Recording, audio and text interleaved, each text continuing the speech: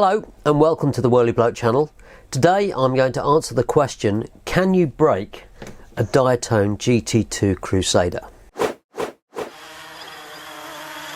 The GT2 Crusader is an immensely strong quad. It's got a 5mm thick carbon fibre frame. However, the other day when I was out doing some PID tuning, towards the end of the session I was putting it through some fairly aggressive manoeuvres just to check that the tune was to my liking. Unfortunately, this battery just died. It gave up. It has 0 volts on it. The quad hit the ground very hard, caught a tree and snapped this arm. So today I'm going to pull this apart, show you the damage in detail and put a new frame on it. Here we are on the bench. The GT2 is looking pretty sorry for itself, I have to say. It's covered in mud. This arm is completely broken, as we can see, and this was caused by this battery just expiring completely. It's just got 0 volts on it. Look at that, nothing. And it died instantly. Hit the ground and tumbled into a tree and snapped the arm. So let's get this apart, get it cleaned up and see how we get the new frame fitted. So stripping down the GT2 is very straightforward. We just take the props off. These are the Dalprop Cyclone props, which are my favourite prop at the moment. They're pretty punchy, not too expensive. You'll need to undo the 4 cap head bolts holding the camera mount on. Remember that the 2 shorter bolts are mounted at the front where the HS1177 is.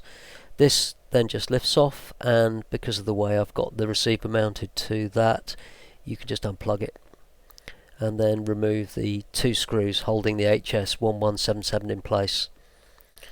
Then you can undo the 2 cap head bolts that are holding the metal mounts for the FPV camera. And then just snip off the cable ties that are holding on the ESCs, and you can undo the last 2 cap head bolts at the bottom, which are the mount for the VTX antenna. And then you just need to go around and remove the 4 bolts holding the motors on. On my model there was actually a metal washer under each of these bolts, so make sure you keep that in place. It's very easy for those to fall off and just get stuck to the magnets.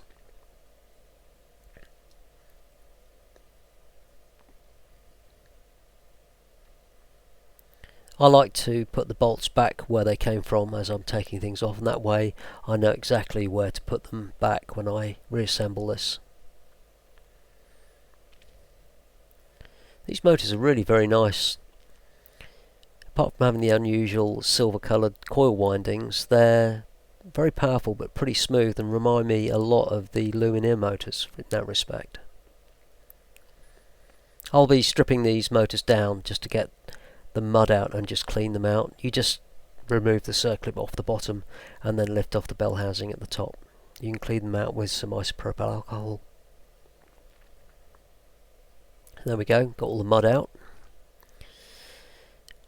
I've already taken the 4 nylon screws off the flight controller, so that can just lift off, and just loosen off the 4 threaded standoffs that hold the SP3 VTX and OSD board onto the frame. And then you can lift the whole thing off and the battery mount just comes out the bottom. Here we have a brand new frame kit. These are quite difficult to get hold of in the UK. I'm quite surprised actually. But hopefully one of the big benefits of the frame kit is that you get these side plates, which are normally quite short. It's quite difficult to find space to fit your receiver in. The frame kit apparently has some taller pieces, so we'll see. Let's have a look.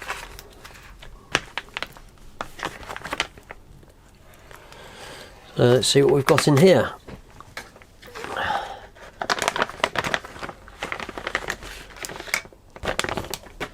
So we've got a brand new frame. Looks exactly the same as the old one, nicely finished. I quite like the idea of having these milled out sections that the motors go in, because it stops muck getting into the bearings at the bottom, which is quite nice. And to be honest, initially I was thinking that this engraved Crusader logo on the bottom here would be a weakness in the frame. Well, certainly the frame has broken, and it's broken where the logo is, which is sort of where you expect, but it's the fact that it's delaminated rather than just snapped, which is slightly worrying. Makes me wonder really how durable these are, but we'll see. Anyway, so we've got a new frame, we've got a new set of hardware, we've got some stickers. Won't be using those. Instructions, don't need those. Oh great, we've got some new battery straps, which is always useful. And we've got the side plates, some new LED strips, some double-sided foam pads, some silica gel, which I won't eat because it says don't eat, and some hardware. So I think the first thing I'm going to do is to take this away and clean up all these motors, which are completely full of grass and mud, which is horrible. You can see down here, look, something in there that just doesn't want to come out.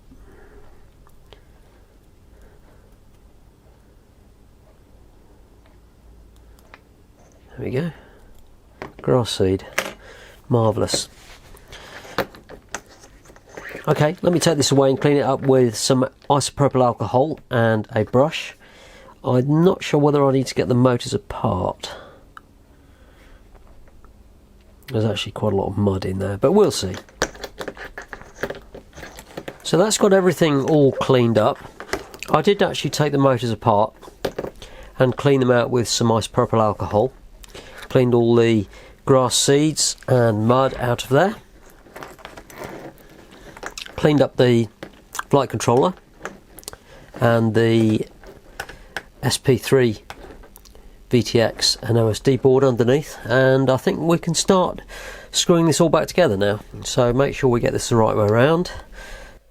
You can start by putting the battery mount on the bottom of the frame. I didn't bother taking any of these electronics apart, and then you can screw the 4 threaded standoffs through the VTX board down onto the battery mount and just nip those up. There we go. The flight control board then sits on the standoffs, and you can start just getting everything back in place. New bolts that came in the frame kit. The ones I've taken off were actually perfectly good. So you can start bolting the motors back in place. Just put the bolts and the washers on hand tight. You don't need to screw these up tight for the minute, just to make sure everything's okay.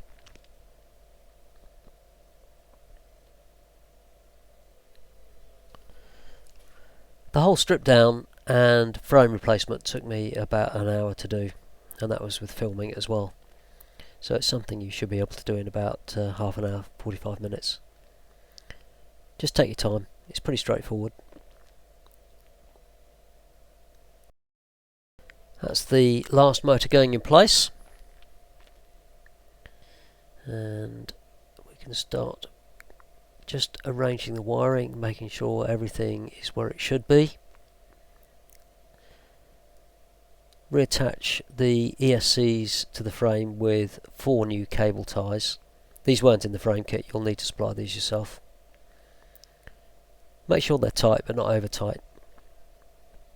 You could use insulating tape to hold the ESCs in place, but I actually prefer to be able to see what's going on just in case there's any damage.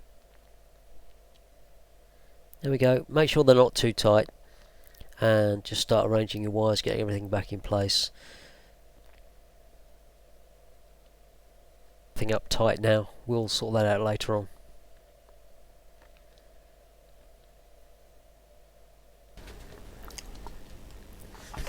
Okay, so that's nearly there. We're going to put the larger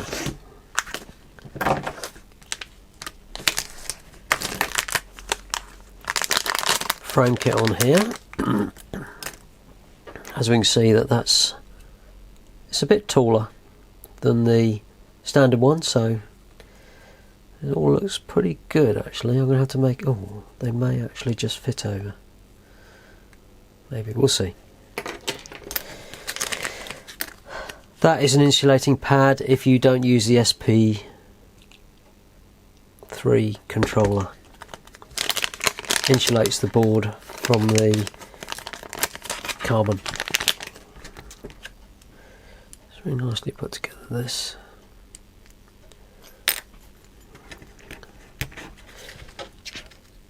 What I'm hoping is that I can use a camera angle that's not quite as high as this, because this was done like this just so you didn't see the props in the shot, but I think it actually just needs raising up a bit, which I'm hoping this will do for us.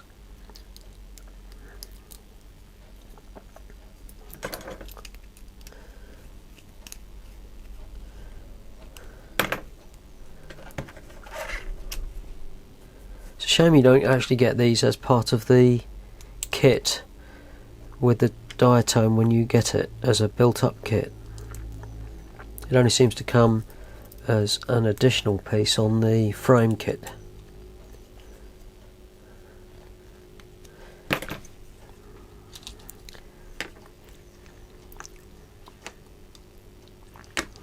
Okay.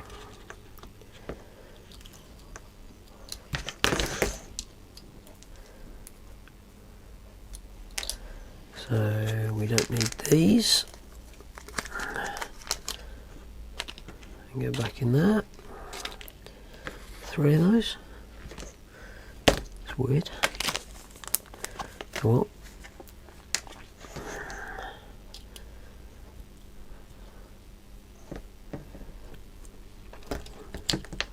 Just putting this back together the way that I took it apart. So.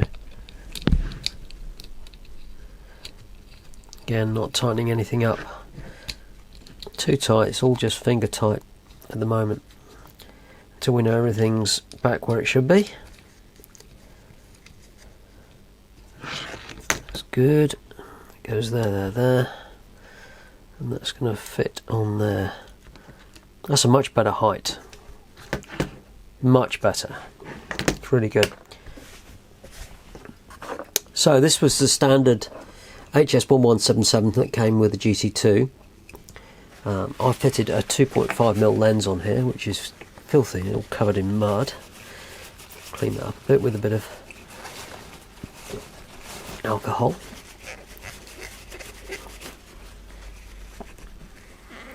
It's a bit better.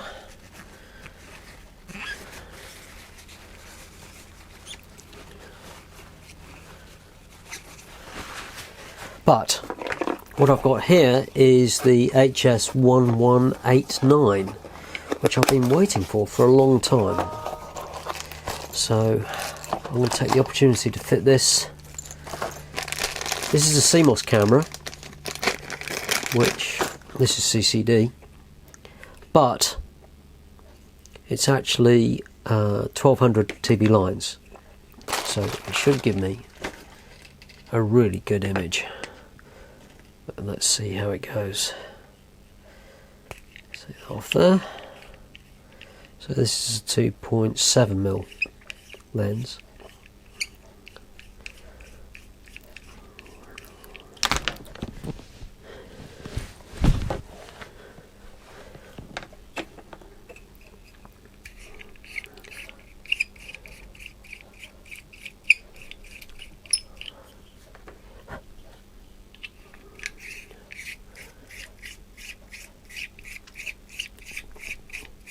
It's going to be very interesting to see what the picture is like with this. Looks good.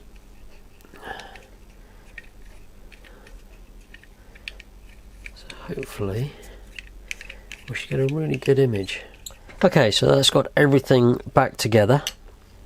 We just go around and make sure that everything is tightened up. Flight controller is screwed down.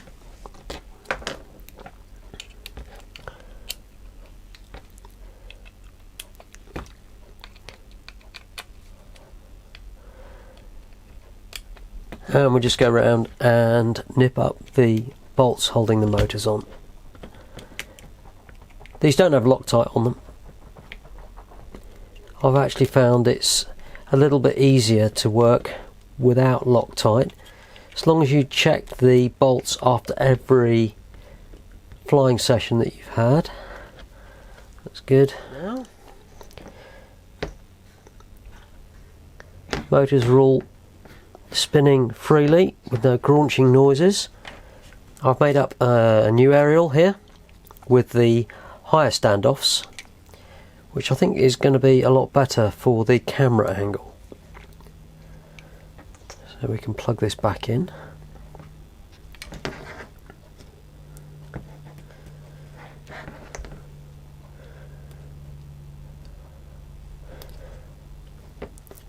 I don't fix the receiver in, that just sits in the space at the top there. It's not going to go anywhere.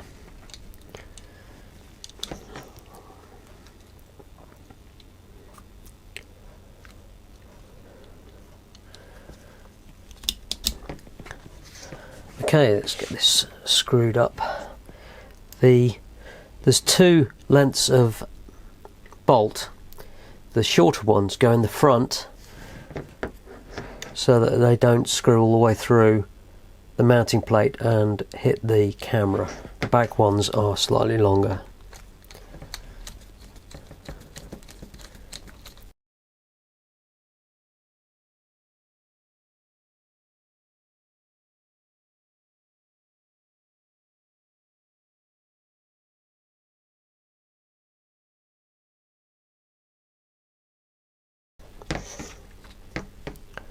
That's great.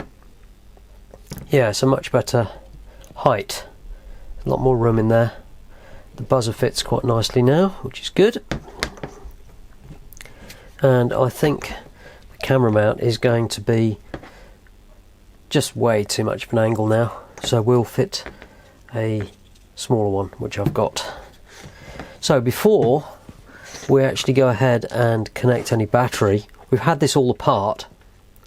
So a good safety measure to make sure that you haven't got any shorts and you get any smoke when you connect the battery is just to connect across the battery terminals with a multimeter to check there are no shorts. Good.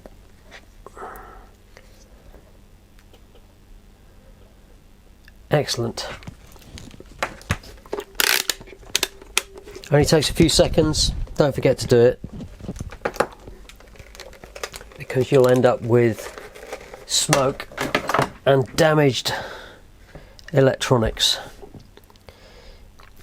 So this is the mount that I've been using for my GoPro session, and the reason it needed this 20-degree angle here was because with the old mount I was still seeing the props, but actually I found some of the footage that the view that I'm seeing out of here is too much sky. It's really weird.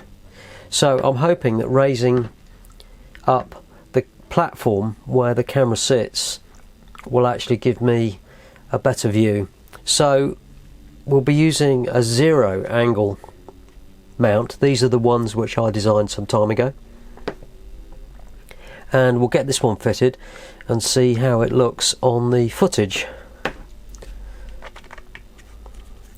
This is a good, nice, tight fit on here, which is great. The other thing I like to do is, you can't see it on here, but I've got these self-adhesive lens covers, which are very expensive. When you hit something, it just shatters. You peel it off and stick a new one on. They're very cheap. Okay, let's get this fitted up. In the frame kit, Diatone very kindly provide 3 battery straps. So hopefully one of these is long enough to mount the camera. We'll see.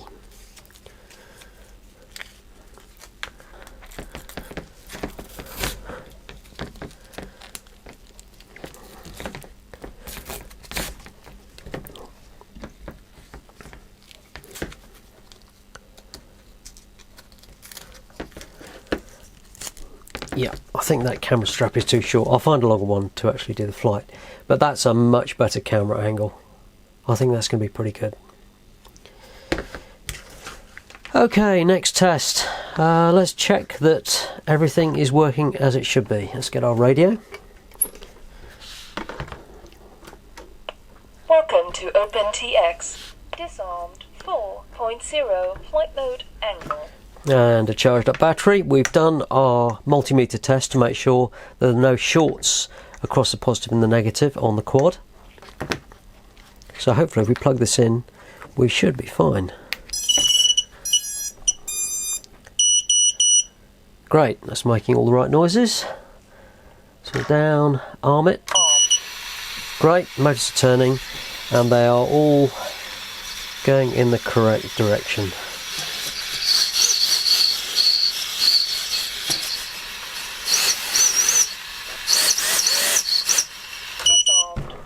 Excellent.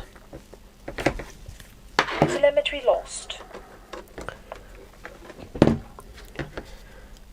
Okay, so we just need to bolt some new props on, get out and test this new frame. I'm sure it'll be fine.